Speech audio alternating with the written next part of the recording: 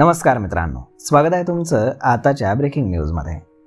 मित्रांनो, पंतप्रधान नरेंद्र मोदी यांची निर्णय घेण्याची शैली ही भारतीय राजकारणामध्ये वेगळी आणि ठळकपणे उठून दिसणारी आहे। पारंपरिक राजकीय प्रक्रियांपेक्षा वेगळ्या मार्गाने आणि वेगळा निर्णय घेण्याची त्यांची पद्धत अनेकदा आश्चर्यकारक आणि धक्कादायक ठरलेली आहे। नोटबंदीचा निर्णय हे एक उत्तम उदाहरण त्याचं मानलं जाऊ शकतं। हा निर्णय इतका अचानक होता की देशभरामध्ये गोंधळाची स्थिती निर्माण झाली होती।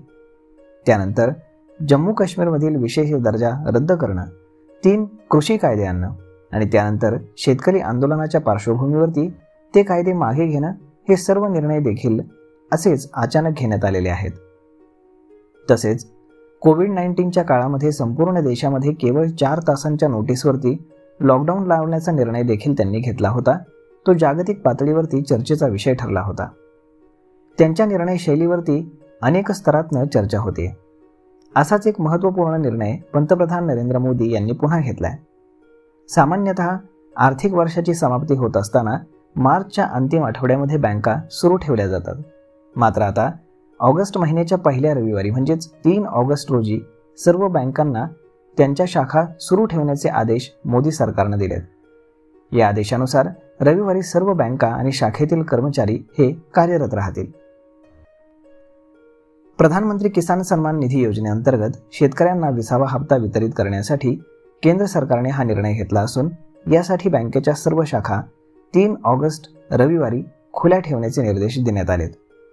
कृषी आणि केंद्रीय कल्याण मंत्री यांच्या सूचनेनुसार 29 जुलै ते 3 ऑगस्ट पर्यंत लाभार्थी शेतकऱ्यांच्या खात्यामध्ये रक्कम ही जमा केली जाणार आहे।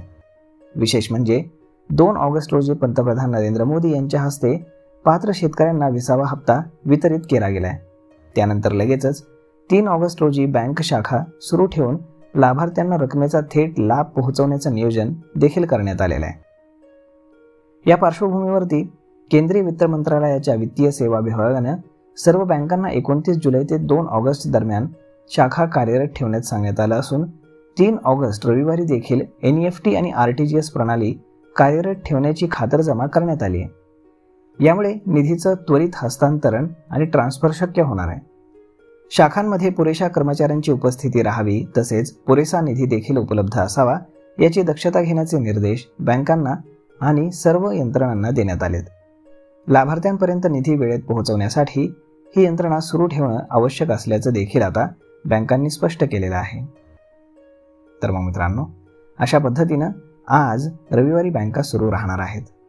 तर मग पंतप्रधान नरेंद्र मोदी यांच्या या निर्णयावरती आपलं काय मत आहे हे तुम्ही आम्हाला कमेंट करून नक्कीच सांगा।